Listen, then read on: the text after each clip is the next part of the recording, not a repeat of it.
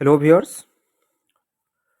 osepa.odisha.gov.in এই সাইটটা visit প্রত্যেক দিন পিলামানে ଯୋଉମାନେ ZTS ଆଶାୟୀ ଅଛନ୍ତି ନିଶ୍ଚିତ ଭାବରେ ଭିଜିଟ୍ କରୁଥିବେ। ରାତି ପାହିଲା ପାଖରୁ ଆରମ୍ଭ କରିକି ପୁଣି ରାତିରେ ଶୋଇଲା ପର୍ଯ୍ୟନ୍ତ ପିଲାମାନେ ଏଇ ୱେବସାଇଟଟାକୁ ପ୍ରତ୍ୟେକ ଦିନ ହିଁ ଭିଜିଟ୍ କରୁଛନ୍ତି, ଯାହାଦ୍ୱାରା ଓସେପା ସାଇଟ୍ ମଧ୍ୟ ଜାମ୍ ରହିଯାଉଥିଲା ମଝିରେ।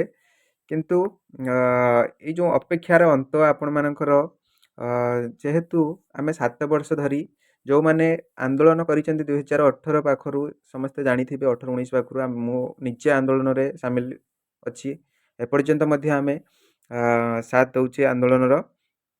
ତ ଆମେ ଅପେକ୍ଷାର ଜାଣିଛେ କେତେ ବର୍ଷ, ଯେଉଁମାନେ 2016ରେ ଯେଉଁମାନେ କଟିଥିଲେ, ସେମାନଙ୍କର ଯେଉଁ ଅପେକ୍ଷା, ଯେଉଁ 7 ବର୍ଷ ଅପେକ୍ଷା ପରେ ଯେଉଁ ଯେଠି ଆସିଥିଲା, ତଥାପି ଆମକୁ ରେଜଲ୍ଟ ପାଇଁ ଅପେକ୍ଷା କରିବାକୁ ପଡ଼ୁଛି। ଜାନୁଆରୀ ମାସ ହେଇଗଲା, ଆମର ଏକ୍ଜାମ୍ ନଭେମ୍ବର 17ରେ ସରିଥିଲା, ଯାହାକି ଆମର ରେଜଲ୍ଟ ଡିସେମ୍ବର 17 ସୁଦ୍ଧା ଆସିବ ବୋଲି ପେପର ଆର୍ଟିକଲ ପ୍ରଥମେ ଦେଇଥିଲା।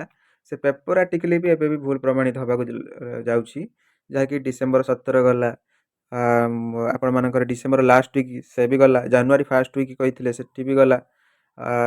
ଏଇ ପେପର ଆର୍ଟିକଲ ମାସ ଶେଷ ସୁଦ୍ଧା କନିଷ୍ଠ ଶିକ୍ଷକ ନିଯୁକ୍ତି, ଏଇଟା ବି ଆପଣମାନେ ଦେଖିବେ ଯେ ନିଯୁକ୍ତି ପ୍ରକ୍ରିୟା ମାସ ଶେଷ ସୁଦ୍ଧା କେବେ ବି ସରିପାରିବ ନାହିଁ, କାରଣ ଆଜି 10 ତାରିଖ ହେଇଗଲା, ରେଜଲ୍ଟ ଏପର୍ଯ୍ୟନ୍ତ ଆସିନାହିଁ। ଏବଂ ଆମେ ଗ୍ରୁପରେ ଦେଖିଲେ ଯେ ଆହୁରି 10 ଦିନ ଲାଗିଯାଇପାରେ ଆପଣମାନଙ୍କର ରେଜଲ୍ଟ ଆସିବା, ଯାହାକି ରେଜଲ୍ଟ ଆସିବା 10 ଦିନ, ଅର୍ଥାତ୍ ଏବେଠୁ ଆପଣ ଯଦି ଦେଖିବେ 20 ତାରିଖ ଭିତରେ ହିଁ ରେଜଲ୍ଟ ଆସିବ। ଜାନୁଆରୀ 20 ହେଇଯିବ ରେଜଲ୍ଟ ଆସିଲା ବେଳକୁ। ତ ନିଶ୍ଚିତ ଭାବରେ ରେଜଲ୍ଟ ଆସିଲା ପରେ ପୁଣି ଭେରିଫିକେସନ୍ ଅଛି, ତାର ସବୁ ପ୍ରୋସେସ୍ ସରିଲା ବେଳକୁ ଫେବୃଆରୀ 20 ହିଁ ହେଇଯିବ ଆପଣମାନଙ୍କର ପୁରା ପ୍ରୋସେସ୍ ସାରିଲା ବେଳକୁ। ତ ନିଶ୍ଚିତ ଭାବରେ ଯେଉଁମାନେ ସବୁ ଡକୁମେଣ୍ଟ ଆପଣମାନେ ନିଶ୍ଚିତ ଭାବରେ ରେଡ଼ି କରିକି ରଖନ୍ତୁ। ଡକୁମେଣ୍ଟର ନିଶ୍ଚିତ ଭାବରେ ଆବଶ୍ୟକ, ଯେଉଁ ଡକୁମେଣ୍ଟ ଆପଣମାନେ ଜାଣିଥିବେ, ତ ସେଇ ଅନୁଯାୟୀ ଆପଣମାନଙ୍କ କ୍ୱାଲିଫିକେସନ୍ ସାର୍ଟିଫିକେଟ୍ ସବୁ ରଖନ୍ତୁ।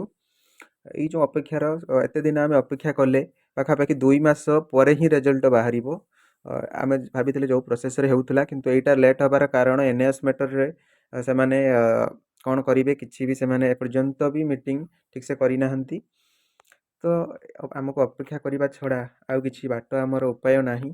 ପିଲାମାନେ ନିଶ୍ଚିତ ଭାବରେ ଆହୁରି ନିଜର କର୍ତ୍ତବ୍ୟ ଆମର ଯାହା ଅଛି, ଆପଣମାନେ ଜାଣିଥିବେ ବିଗତ ଦିନରେ ଯେତେବେଳେ ଆମେ ଆନ୍ଦୋଳନ OJTରେ ଆନ୍ଦୋଳନରେ ସାମିଲ ହେଇଥିଲେ, ତ ଆମର 9 ଜଣ ପିଲା ସେମାନେ ଯେଉଁ କେସ୍ରେ ଫସିକି ରହିଥିଲେ, ଯେଉଁ ପୋଲିସ ସେମାନଙ୍କୁ ଉଠେଇ ନେଇଥିଲା, ତ ସେଇମାନଙ୍କର ନିଶ୍ଚିତ ଭାବରେ ଏବେ ସେମାନେ ଏବେ ପର୍ଯ୍ୟନ୍ତ କିଛି ତାଙ୍କ ଭିତରୁ ଗୋଟିଏ ପିଲା ମଧ୍ୟ କେଭିରେ ମଧ୍ୟ ପାଇଥିଲେ, ମଧ୍ୟ ଏପର୍ଯ୍ୟନ୍ତ ଜଏନିଂ ହେଇପାରୁନାହିଁ। କେବଳ ସେ ଆମମାନଙ୍କ ପାଇଁ ହିଁ ଆଜି ସେ ଏଭଳିଆ ଭୋଗୁଛି ବା ତାଙ୍କୁ ଭୋଗିବାକୁ ପଡ଼ୁଛି।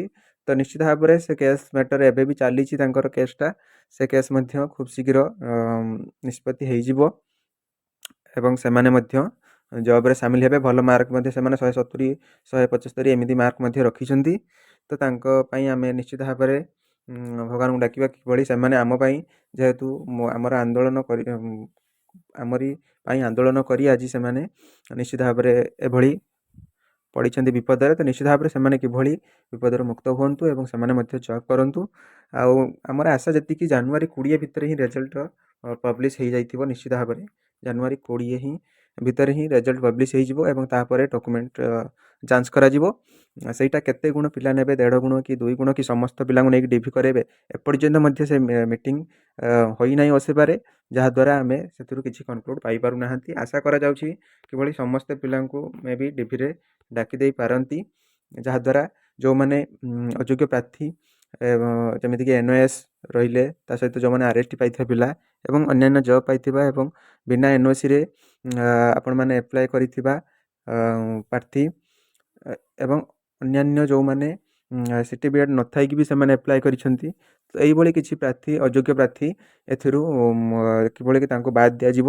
ତ ସେଥିପାଇଁ ମେ ବି ସମସ୍ତଙ୍କୁ ଡିଭି କରାଇବେ ବୋଲି ଯାହାକି ଶୁଣାଯାଉଛି। ତ ନିଶ୍ଚିତ ଭାବରେ ଆମର ଅପେକ୍ଷା ଆହୁରି 10 ଦିନ ବର୍ତ୍ତମାନ କରିବାକୁ ପଡ଼ିବ।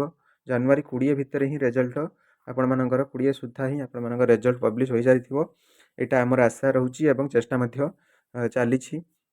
ତ ନିଶ୍ଚିତ ଭାବରେ ଆପଣମାନେ ଟ୍ୱିଟର କ୍ୟାମ୍ପେନ୍ ଏବଂ ବିଭିନ୍ନ ଯାହା କିଛି ଆପଣମାନେ କରୁଛନ୍ତି, ତ ନିଶ୍ଚିତ ଭାବରେ ଆପଣମାନେ ଚେଷ୍ଟା କରନ୍ତୁ। ତ ନିଶ୍ଚିତ ଭାବରେ ସମସ୍ତେ ଚେଷ୍ଟା ମଧ୍ୟ କରୁଛନ୍ତି। ଲିଡର ମାନେ ପ୍ରତ୍ୟେକ କଥାରେ ସେମାନେ ଆଗଭର ହେଇକି କାମ କରୁଛନ୍ତି କିଭଳି ସେ ପିଲାମାନେ ସେ କେସ୍ ମେଟରରୁ ବାହାରକୁ ଆସିବେ ଏବଂ ଏପଟରେ ନିଯୁକ୍ତି ପ୍ରକ୍ରିୟା କିଭଳି ସୁରୁଖୁରୁରେ ହେବ ସେଥିପାଇଁ ସମସ୍ତେ ଲାଗିଛନ୍ତି।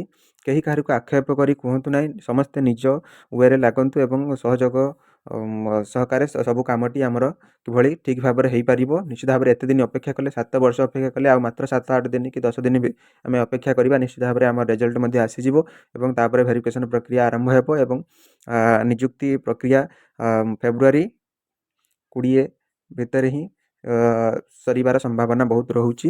ଦେଖାଯାଉ ଭଗବାନ କ'ଣ କରୁଛନ୍ତି ଏବଂ ଓସେପା ତରଫରୁ ନିଶ୍ଚିତ ଭାବରେ କାମଟା କିଭଳି ଜଲ୍ଦି ଶେଷ ହେବ ସେ ମଧ୍ୟ ପ୍ରୟାସ ଜାରି ରଖିଛନ୍ତି। ଯେହେତୁ ଆଗକୁ ମେଟ୍ରିକ୍ ଏକ୍ଜାମ୍ ରହିବ, ତା ଆଗରୁ ହାଇସ୍କୁଲ ଶିକ୍ଷକମାନେ ସେମାନେ ବ୍ୟସ୍ତରେ ରହିବେ, ତ ସେଥିପାଇଁ ତା ଆଗରୁ ହିଁ ନିଶ୍ଚିତ ଭାବରେ ଭେରିଫିକେସନ୍ କାମ ସାରିକି ସେମାନେ ରେଜଲ୍ଟ ପବ୍ଲିଶ୍ କରିକି ଆପଣମାନଙ୍କର ନିଯୁକ୍ତି ମଧ୍ୟ ଦେଇଦେବେ।